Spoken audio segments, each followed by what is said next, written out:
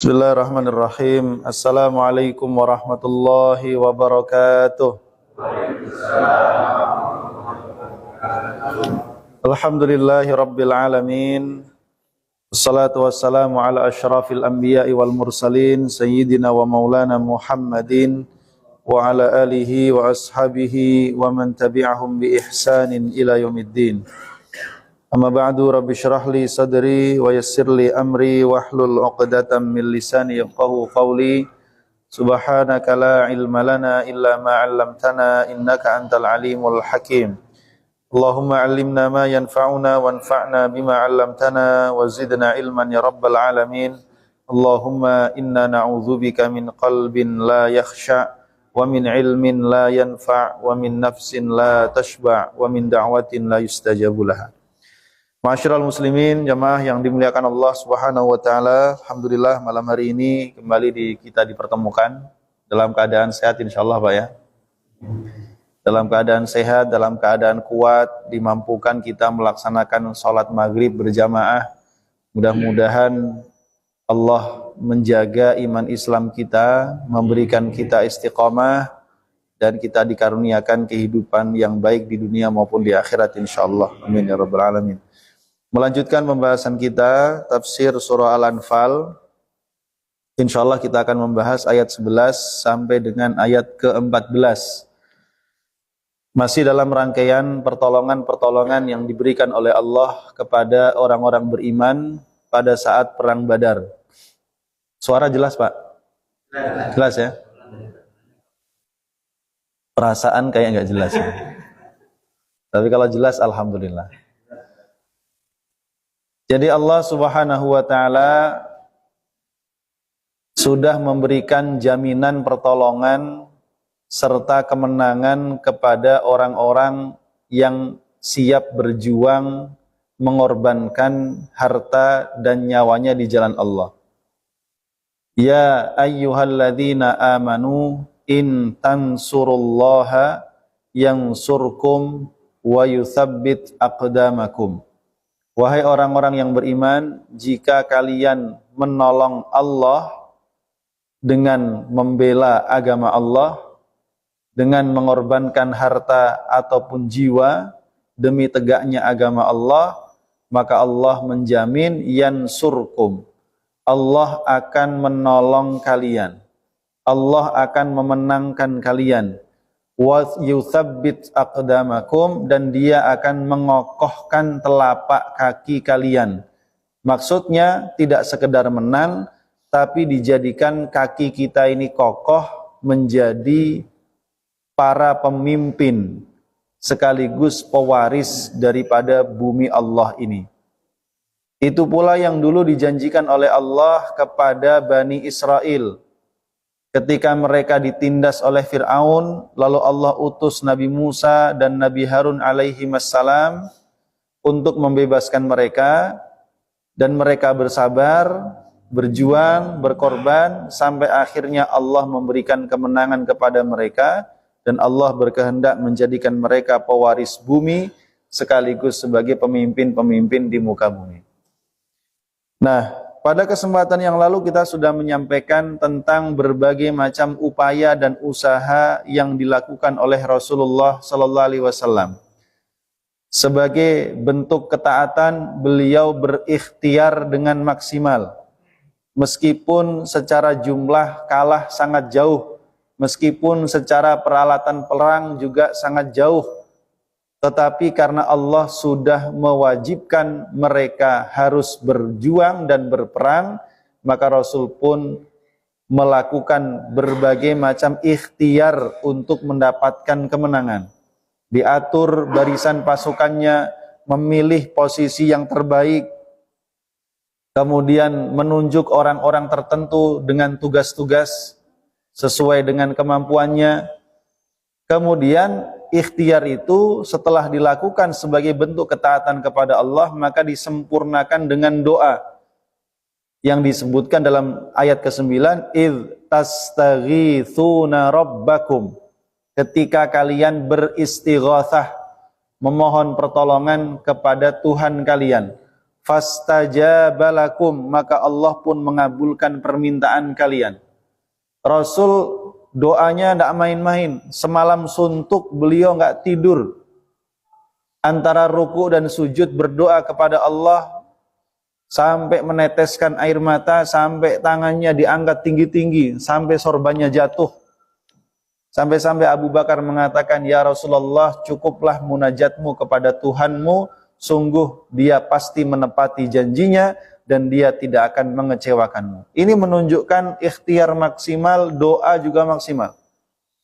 Hingga kemudian Allah berikan pertolongannya pertama dalam bentuk turunnya para malaikat.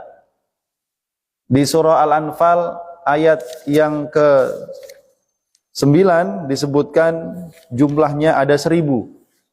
Lalu kemudian disebutkan dalam ayat yang lain dalam surah Ali Imran kalau tidak salah jumlahnya 3000, kemudian bertambah sampai kemudian 5000. Satu. Nah kemudian pertolongan Allah yang lain dalam perang Badar ini disebutkan dalam ayat ke-11 sampai 14 ini Pak. Allah Subhanahu wa taala berfirman, nah ini tentu karena diingatkan oleh Allah dengan ayat ini karena surah Al-Anfal itu turunnya setelah perang Badar. Perangnya selesai, ayat ini atau surat ini turun. Apa tujuannya? Mengingatkan mereka tentang berbagai macam nikmat Allah. Supaya umat Islam itu tahu kalian menang itu karena pertolongan Allah. Bukan karena kehebatan kalian. Bukan karena keberanian kalian. Supaya tetap ada dalam hati orang-orang beriman rasa bergantung dan membutuhkan pertolongan Allah sepanjang masa. Karena itulah yang menjadi sebab paling kuat mereka akan terus mendapatkan pertolongan dari Allah. Ayat 11 Allah berfirman, "Idz yughashshikumun nu'asa amanatan minhu wa yunazzilu 'alaikum minas sama'i maa'a liyutahhirakum bih wa yudhhiba 'ankum rijzasy syaitan wa liyarbita 'ala qulubikum wa yuthabbita bihil aqdam." Ayat 11 ini ada dua pertolongan yang Allah berikan. Idz yughashshikum, ketika menutupi kalian, an-nu'asu, rasa ngantuk. Aman an-nu'asa, idz yughashshikum, ketika Allah menutupi kalian, an-nu'asa, dengan rasa kantuk. Amanatan sebagai bentuk rasa aman, untuk memberikan rasa aman. Minhu, dari Allah. Pertolongan pertama berupa ngantuk, Pak. Ya, jadi ngantuk itu ada kalanya dia menjadi pertolongan. Ya. Di dalam peperangan ada yang ngantuk. Ngantuk itu bagian daripada pertolongan. Ya. Tapi para ulama mengatakan dari Abdullah bin Mas'ud radhiyallahu an, salah satu sahabat Rasulullah sallallahu alaihi wasallam yang mulia, dia bilang an-nu'asu fil qitali amanatu minallah. Ngantuk kalau terjadi dalam peperangan itu bentuk turunnya rasa aman dari Allah. Wan nu'asu fis shalah, sedangkan ngantuk ketika salat. Ini kata Abdullah bin Mas'ud, bukan saya. Sedangkan ngantuk dalam sholat minasyaiton, dari setan. Karena ya Rasul, kalau ada orang ngantuk kau maksain sholat, Rasul bilang udah tidur aja dulu. Itu kalau berkaitan sholatnya sholat tahajud. Tahajud masih ngantuk, udah tidur dulu. Ya, asal jangan kebablasan. Pasti kebablasan. Kalau gitu ngopi, Pak. Biar nggak kebablasan. Ya. Jadi pertolongan pertama berupa rasa ngantuk. Wa yunazzilu, dan dia Allah menurunkan alaikum, kepada kalian, minas sama'i, dari langit, ma'an, air hujan. Pertolongan kedua, turunnya hujan. Liyutahhirakum, supaya Allah mensucikan kalian, bihi, dengan air tersebut, mensucikan dari hadas kecil, dari hadas besar. Wa yudhiba, dan supaya Allah menghilangkan ankum, dari kalian, rijzas syaiton, bisikan-bisikan setan. Waliyarbita, dan supaya Allah mengikatkan ala qulubikum, kepada hati kalian, diikatkan, ditanamkan padanya kekuatan, keberanian dan kesabaran. Wa yutsabbita bihil aqdam, wa yutsabbita, dan supaya Allah mengokohkan bihi, sebab air itu, al aqdam, telapak-telapak kaki kalian. Di ayat ini dua pertolongan. Satu apa tadi? Ngantuk. Kedua, hujan. Ngantuk dalam peperangan adalah turunnya keamanan dari Allah. Ngantuk dalam sholat namanya dari setan. Ngantuk pas ngaji, ngopi. Ya, coba. Nah, jadi ma'asyiral muslimin jamaah rahimakumullah, inilah nikmat yang Allah ingatkan kepada kaum muslimin supaya mereka tahu bahwa bentuk pertolongan Allah itu turunnya macam-macam. Ya, kadang nggak disangka, lu ngantuk aja pertolongan. Padahal kondisi lagi perang. Umumnya orang di saat-saat kritis lagi genting, bisa nggak tidur, Pak? Nggak mungkin. Lo ini ngantuk. Ya. Saat-saat genting, kritis, besok mau perang, kok sempat-sempatnya ngantuk. Padahal musuhnya jumlahnya buahnya, dan siap perang dengan persenjataan lengkap. Mereka jumlahnya dikit, alat-alatnya terbatas.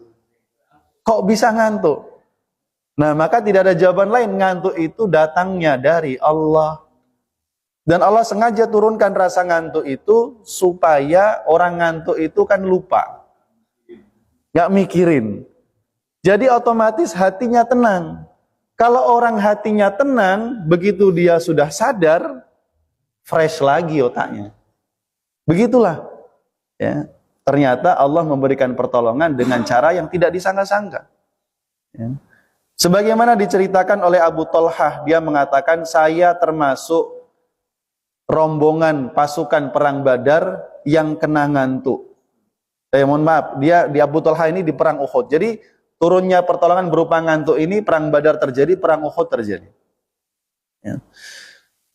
Abu Thalhah mengatakan, saya termasuk orang yang terkena ngantuk dalam perang Uhud, sampai pedangku ini yang di tangan ini jatuh berkali-kali.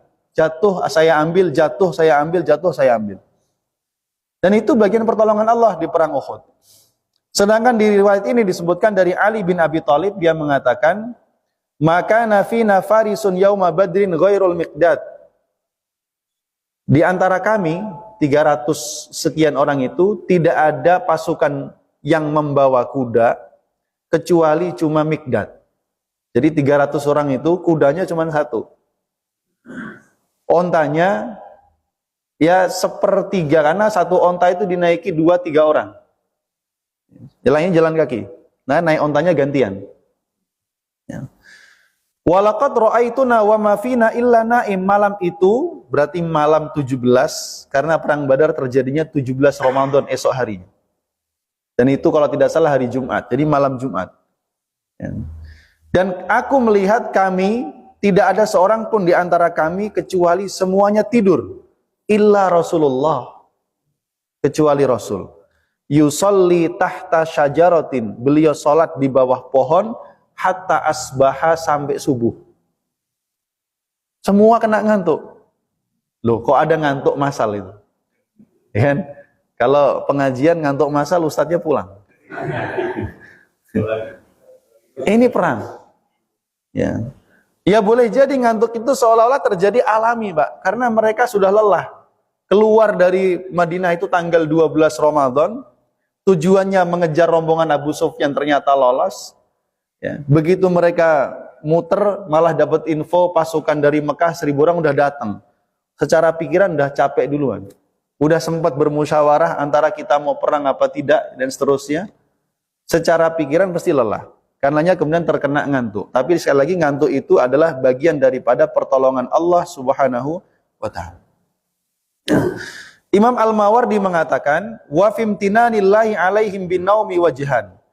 Bentuk pertolongan Allah berupa ngantuk atau tidur itu bisa kita lihat dalam dua hal, atau manfaatnya ada dua hal. Pertama, ngantuk yang menyebabkan tidur itu membuat mereka bisa beristirahat, sehingga dengan istirahat itu mereka menjadi lebih kuat staminanya untuk berperang esok hari. Ya. Bayangin kalau begadang tuh, ya. Besok paginya bisa-bisa agak oleng, Pak. Ya. Yang kedua, an ammanahum bizawalir ru'bi min qulubihim. Rasa ngantuk yang menyebabkan tidur itu kemudian menghilangkan rasa takut dan gentar di dalam hati mereka. Karena yang paling penting dalam perang itu adalah jangan sampai ada rasa takut dan gentar. Tuh. Nanti sebaliknya, rasa takut dan gentar itu Allah tancapkan ke dalam hati musuh. Begitu. Karena hari-hari ini pidato Abu Ubaidah yang terbaru. Sudah berapa bulan dia nggak muncul. Dari bulan Maret, Ramadan. Kemarin baru muncul lagi, kelihatan posturnya kayaknya semakin kurus. Matanya semakin merah. Pidatonya 18 menit. Ya, dia menyampaikan bahwa kami menerangkan, menjelaskan dan bahkan kami pasukan pejuang siap untuk perang yang sangat panjang. Jadi mereka mengatakan begitu. Satu, poinnya itu. Yang kedua, ini yang paling miris, Pak. Kami katakan kepada para pemimpin-pemimpin dunia Islam, ulamanya, pemimpinnya, intelektualnya, pejabat-pejabatnya, bahwa kalian adalah musuh kami di hadapan Allah kelak pada hari kiamat. Di pundak kalian terdapat tanggung jawab atas anak-anak dan kaum perempuan yang hari ini kelaparan dan hampir menemui kematian. Tidak ada satupun di antara kalian yang bisa memasukkan bantuan walaupun hanya sebotol air. Itu potongan pidato yang paling mengiris hati. Yang berikutnya juga dia sampaikan bahwa kalian sudah mengetahui bahwa ternyata musuh kalian ini, yaitu Zionis, adalah orang-orang yang pengecut dan kekuatannya tidak seberapa. Tapi meskipun demikian kalian semua diam. Saya dapat informasi terbaru, kemarin kan gereja dibom. Siap berapa yang tewas? Orang Nasrani 3. Dunia Kristen marah, Pak. Dikecam. Netanyahu langsung minta maaf. Di hari yang sama 95 nyawa kaum muslimin melayang. Mana pemimpin muslim yang bersuara? Miris hati kita hari ini. Itu nyata di hadapan mata kita hari ini. Jadi masyarul muslimin jamaah rahimakumullah. Tetapi meskipun demikian ini para pejuang tetap meyakini pertolongan Allah gitu. Yang luar biasa. Karenanya shadaqa Rasulullah. Benarlah yang disampaikan Rasulullah SAW bahwa pasukan terbaik itu pasukan Syam. Mereka adalah orang-orang pilihan Allah. Dalam sebuah hadis disampaikan begitu. Ya. Jadi itu kenyataan kita hari ini. Yang kita hadapi ya, sambil ngelus dada begini, ya Allah, sedih sekali. Tadi sore terus buka medsos, ketemu video, saya posting di story WA saya. Anak itu bilang begini, anak kecil, udah kurus tuh. Ju'an, ya Allah, ju'an. Apa artinya, Pak? Lapar. Ya Allah, lapar. Coba kalau itu anak kita, cucu kita, Pak. Ya. Sedih sekali kita lihat itu. Ya. Karenanya kita sebagai umat Islam tidak boleh diam dan nggak boleh bosan update informasi ini. Kalau kita nggak update informasi, tandanya kita nggak peduli, Pak. Man lam yahtam bi amril muslimin falaisa minhum. Yang tidak peduli dengan urusan umat Islam, jangan ngaku bagian daripada umat Islam. Itu fakta kita hari ini. Ya. Karenanya paling tidak doa-doa kita jangan pernah berhenti. Ya, doa-doa kita untuk mereka. Ya. Baik, ma'asyiral muslimin jamaah rahimakumullah. Ya. Jadi Allah Subhanahu wa taala menurunkan kepada kaum muslimin di perang Badar yang pertama adalah diantaranya turunnya rasa ngantuk yang membawa ketenangan dalam hati mereka, dan itulah karunia dan rahmat dari Allah kepada kaum muslimin. Fa inna ma'al usri yusra. Perang itu sulit, tapi di tengah kesulitan itu tetap ada kemudahan, di antaranya datangnya pertolongan Allah Subhanahu wa taala. Pepatah Arab mengatakan al-amnu munimun wal khaufu mushirun. Rasa aman membuat ngantuk. Wal khaufu mushirun, sementara rasa takut membuat orang tidak bisa tidur. Kan lumrahnya begitu. Coba kalau besok jatuh tempo mau bayar utang, duitnya belum ada. Gak bisa tidur, Pak. Ya. Takut besok. Ya. Tapi kalau besok sudah ada dana untuk bayar utang, tenang kan hati? Bisa tidur dengan tenang. Itu benar sekali pepatah Arab. Ya. Al-amnu munimun, rasa aman itu dapat menidurkan, sedangkan al-khaufu mushirun, rasa takut membuat kita tidak bisa tidur. Kemudian pertolongan kedua adalah wa yunazzilu alaikum minas sama'i ma'a. Allah turunkan atas kalian dari langit yaitu air hujan. Jadi ketika kaum muslimin tiba di sumur Badar, karena kondisi tanahnya berpasir, namanya pasir kalau diinjek gimana Pak? Kaki kita ambles. Kalau perang dalam kondisi begitu, lari kakinya ambles. Kan bahaya. Kemudian di malam hari itu karena rasa ngantuk, tertidur, maka mayoritas kaum muslimin mimpi basah. Saking tenangnya hati, mimpi basah. Di samping itu setan bisik-bisiki. Katanya kalian wali Allah, orang-orang yang setia kepada Allah. Coba lihat diri kalian. Kalian merasa wali Allah, merasa di sisi kalian ada nabi utusan Allah, tapi kalian sekarang dalam kondisi junub. Besok pagi kalau sholat gimana? Ya kan? Orang beriman itu kalau dalam kondisi nggak suci badannya, itu kan resah. Ya Pak ya? Kita yang biasa menjaga wudhu, batal wudhunya nggak ketemu air, resah. Itu orang beriman. Itu pula yang dialami kaum muslimin. Jadi makanya Allah turunkan hujan. Wa yunazzilu alaikum minas sama'i ma'a. Manfaatnya apa? Liyutahhirakum bih. Supaya Allah mensucikan kalian. Dengan air itu suci dari hadas kecil dan hadas besar, ya, mereka bisa mandi, mereka bisa minum dari air hujan itu, sekaligus mensucikan batinnya dari rasa nggak nyaman tadi, risih dan lain sebagainya. Liyutahhirakum bih. Kemudian wa yudhhiba ankum rijzasy syaitan. Air hujan itu menghilangkan dari kalian bisikan setan.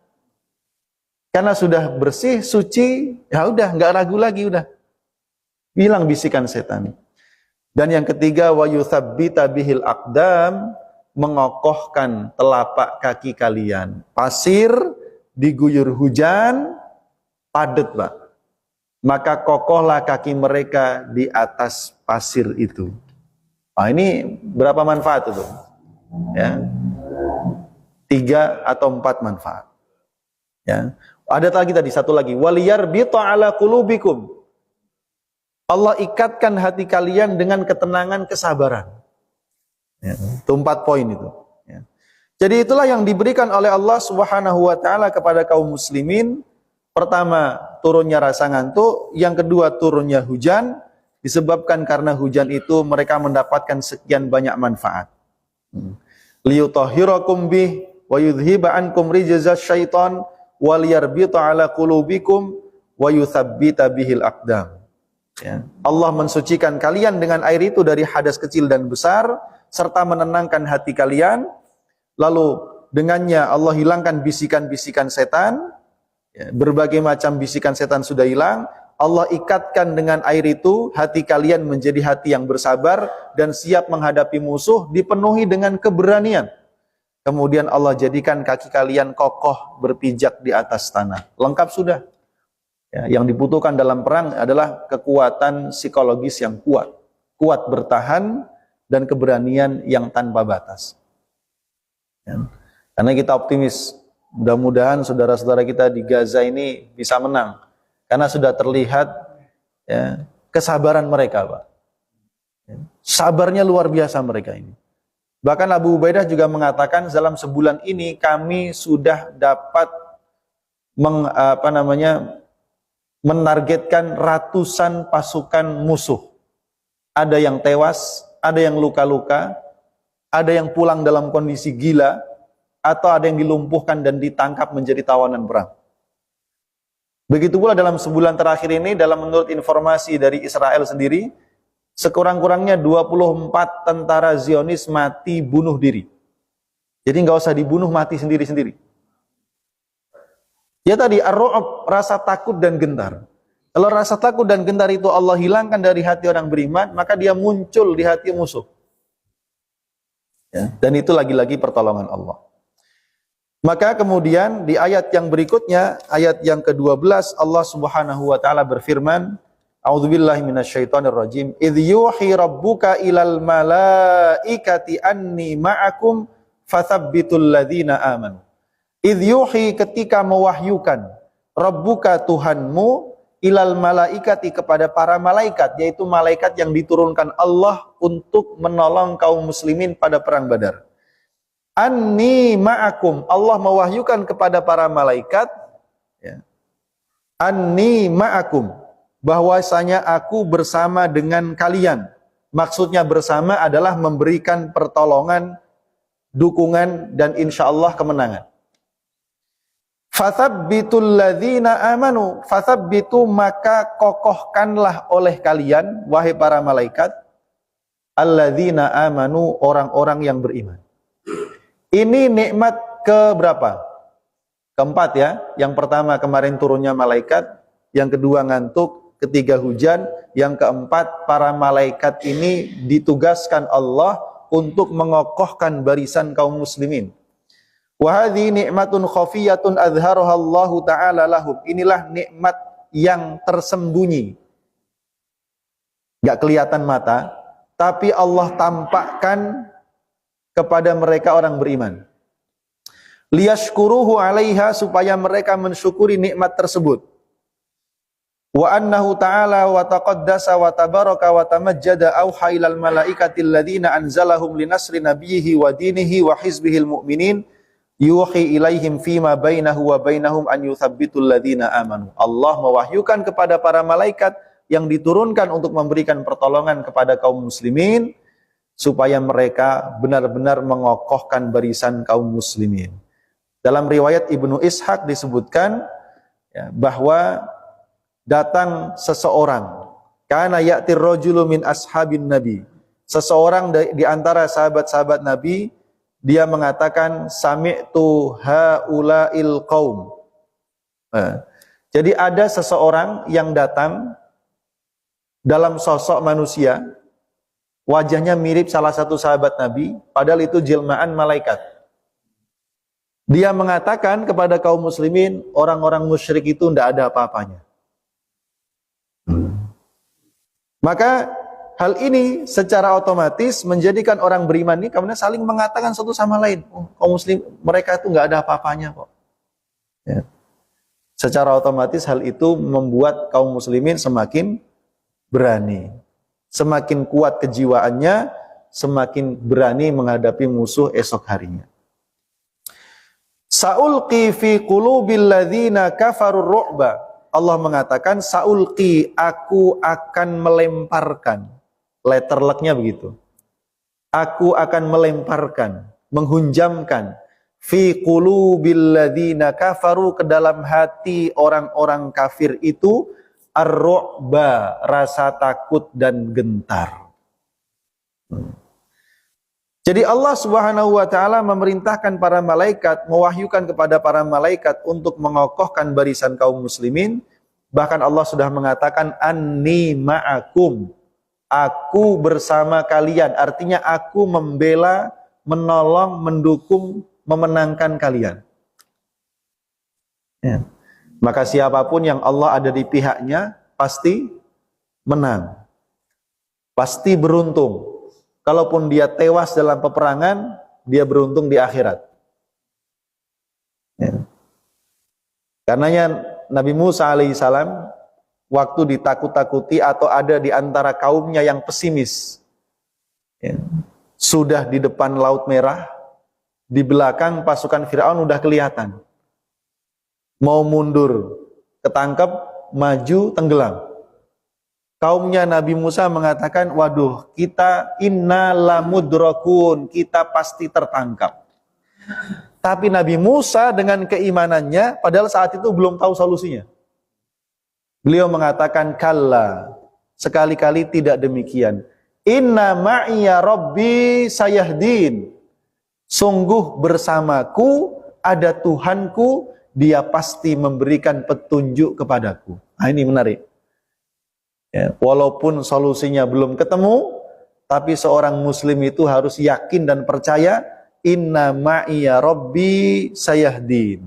Bersamaku ada Allah yang pasti memberikan petunjuk kepadaku. Karenanya nggak lama turun wahyu, pukulkan tongkatmu, maka tongkat itu akan membelah lautan. Begitu Pak. Harus yakin Allah pasti memberikan solusi. Ya, karenanya orang beriman itu ya sudah, kalau nggak tahu, udah Allahul Musta'an. Hanya kepada Allah kita memohon pertolongan, nggak kepada yang lain. Ya, itulah keyakinan kita. Saulqi fi qulubil ladzina kafaru ru'ba. Aku akan menghunjamkan ke dalam hati orang-orang kafir itu rasa takut dan gentar. Fadribu fauqal a'naq. Fadribu, maka pukullah fauqal a'naq, bagian atas leher-leher mereka. Wadribu, dan pukullah minhum, dari mereka, kullabanan, ujung-ujung jari kaki dan tangan mereka. Ini strategi perang. Perang itu yang harus disasar leher. Begitu nebas leher kan langsung mati. Begitu. Tapi kalau lehernya ditutupi pakai pelindung, itu udah ada namanya topi perang, Pak. Ya. Yang bisa nutupin sampai sini. Nggak bisa ditebas lehernya. Kalau nggak bisa menyasar leher, badannya juga pakai baju besi. Nah, tangannya sama kakinya. Karena kalau tangannya putus, nggak bisa nyerang. Ya. Itu zaman dulu perangnya. Zaman sekarang pakai yang lain. Ya, begitu. Jadi itulah yang kemudian diwahyukan oleh Allah kepada para malaikat, anni ma'akum, aku bersama kalian. Lalu malaikat ditugaskan mengokohkan barisan orang-orang yang beriman. Lalu Allah akan memasukkan ke dalam hati musuh rasa gentar, tinggal ikhtiarnya. Ayo perang ya maju. Ya kan? Tebas leher mereka atau tangan dan kaki mereka. Ya. Gak boleh mentang-mentang sudah dijamin menang, kita santai aja deh, kita tunggu mereka kalah sendiri. Ya nggak ada. Ya. Nanti pahalanya nggak ada kalau begitu. Karenanya harta rampasan perang antara yang benar-benar terjadi duel perang beneran dengan yang cuman mengepung lalu musuh menyerah, itu status al-anfalnya beda. Kalau terjadi perang namanya ghanimah, kalau tidak terjadi perang namanya fai'. Cara pembagiannya juga beda. Kalau ghanimah 1/5 diambil Nabi dan diambil Rasulullah untuk dibagikan kepada yang berhak, 4/5-nya dibagi untuk mujahidin. Tapi kalau fai', semuanya Nabi yang bagi. Maksudnya semuanya itu jadi hak Nabi untuk bagi. Ya, seperti itu. Fadribu fawqal a'naqi wadribu minhum kullabanan. Dzalika bi annahum syaqqullaha wa rasulah. Ayat yang ke-13, dzalika, yang demikian itu, yaitu berupa hukuman mati gitu ya bagi orang-orang kafir. Bi annahum, disebabkan karena mereka syaqqullaha wa rasulah. Mereka menentang dan menyelisihi Allah dan Rasulnya. Jadi orang-orang yang menentang Allah dan Rasulnya, tidak ada hukuman di dunia yang lebih baik daripada hukuman mati, dan matinya harus mati yang kalah dalam perang. Kalau cuma matinya mati biasa, ya enteng saja. Karenanya Inilah diantara hukuman dan azab, siksaan yang Allah timpakan kepada para musyrikin Mekah, terutama para dedengkot-dedengkotnya, Abu Jahal, Umayyah bin Khalaf, Uqbah bin Abi Mu'aid, Utbah bin Rabi'ah, Syaibah bin Rabi'ah, dan lain sebagainya, yaitu matinya dalam perang Badar. Yang membunuh adalah orang-orang yang dahulu mereka hina, mereka siksa, mereka lecehkan. Dzalika bi annahum syaqullaha wa rasulah. Itulah hukuman bagi orang-orang yang menentang Allah dan Rasulnya. Waman, dan siapapun yusyaqiqillah, yang menentang Allah, wa rasulahu, dan Rasulnya, fa innallah, sungguh Allah, syadidul iqab, amat sangat keras siksaannya. Dan ini sunnatullah. Artinya siapapun yang punya sifat menentang Allah dan Rasulnya, ya tunggu saja, innallaha syadidul iqab. Dulu sebelum Netanyahu, Pak, ada namanya Ariel Sharon. Ariel Sharon itu Masya Allah, na'udzubillah min dzalik. Pembantaian Sabra wa Syatila, berapa ratus ribu nyawa melayang di tangan dia. Karena dia pemimpin dan PM Israel di masa itu. Maka nggak lama setelah dia lengser tuh, dia sakit, koma, la yamutu wa la yahya, nggak hidup nggak mati. Innallaha syadidul iqab. Sekarang kabarnya Presiden Amerika lagi sakit, kakinya bengkak. Mungkin kena kaki gajah. Ya, belum ketahuan. Di beritanya, di berita saya belum dengerin, baru lihat captionnya aja. Ya, misteri penyakitnya Trump. Itu. Nggak tahu apa, saya belum sempat nonton. Ya. Tuh. Saya lah itu tadi. Saya dalam hati juga begitu, Pak. Mati sekalian. Ya Allah Rabbi. Ya, sedih gitu nanti kita. Ini orang ada manusia, iya sedih tuh. Ngikutin nggak berita? Indonesia melobi Amerika supaya tarif impornya turun dari berapa? 30 turun ke 19. Tapi Amerika punya sekian banyak keuntungan. Indonesia wajib mesen pesawat sekian. Tambang nikel di sana. Amerika punya akses penuh ke Indonesia. Aduh, dijual lagi negara kita, Pak. Ya.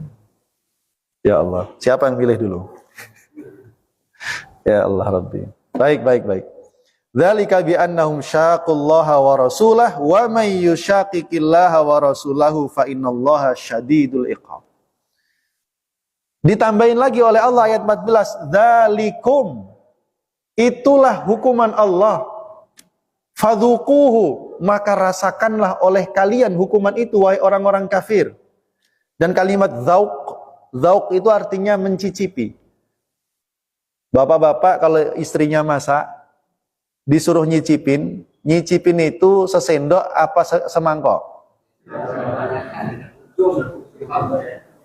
Jadi seolah-olah Allah ingin mengatakan itulah hukuman Allah, siksaan Allah yang keras bagi kalian, cicipi baru dikit. Baru di dunia itu baru sedikit. Wa annalil kafirina, dan sungguh bagi orang-orang yang kafir itu adzaban nar, di neraka di akhirat ada lagi siksaan menunggu makin pedih. Ya, bahasa Quran. Ya, ini kalau kita paham bahasa Quran ini kan ngeri, Pak. Ya. Jadi dahsyat sekali ancaman Allah bagi orang-orang kafir. Orang kafir yang menentang, memusuhi Allah dan Rasulnya. Alhamdulillah kemarin saya termasuk beruntung dapat tiket gratis, makan malam gratis dengan Dr. Zakir Naik. Ya. Tapi nggak cuma berdua sayangnya, banyak. Ya minimal satu majelis bersama beliau. Nggak sempat foto bareng, Pak. Karena ketat sekali. Ya luar biasa, beliau termasuk orang yang mengorbankan seluruh hidupnya untuk dakwah Islam. Ya. Beliau cerita ya bahwa kalau anak saya karena baru mulai berbisnis dengan Allah, saya suruh dia ngasih saham kepada Allah 51% minimal. Kalau saya jangan ditanya, Saya lebih berpengalaman kepada anak saya. Kalau Anda tanya mobil-mobil mewah, saya punya semua. Maksudnya untuk usaha. Tapi buat apa saya naik-naik begitu? Apa bedanya saya naik mobil mewah dengan mobil biasa? Fungsinya kan sama. Ini duitnya banyak beliau. Makanya beliau tidak mau datang ceramah kecuali panitia harus menggratiskan semua tiket. Padahal beliau nggak mau ceramah kecuali dihadiri minimal 6.000 orang. Coba. Dan beliau itu berangkat dari Malaysia ke Indonesia, Pak. Nggak sendiri, nggak bertiga, suami, istri, anak. Krunya Peace TV dengan seluruh peralatannya yang sangat mahal. Mereka punya berapa dibilang? 8 atau 13 kamera. Satu kameranya harganya $300.000. Berapa miliar? Jadi itu kamera terbaik saat ini. Totalitasnya luar biasa. Termasuk di antaranya. Jadi masyarul muslimin jamaah, begitulah kita meyakini intan surullaha yansurkum wa yutsabbit aqdamakum. Jika kalian menolong agama Allah, Allah pun akan menolong kalian dan mengokohkan kaki kalian semua. Dan ini mudah-mudahan jadi inspirasi kita untuk terus mendoakan saudara-saudara kita di Gaza. Semoga para mujahidin diberikan kekuatan dan kesabaran oleh Allah, dan semoga kaum muslimin di sana dan rakyat Gaza secara khusus Allah berikan kesabaran menghadapi ujian ini sampai Allah berikan kemenangan kepada mereka semua. Wallahu a'lam bishawab. Subhanakallahumma wa bihamdika asyhadu an la ilaha illa anta astaghfiruka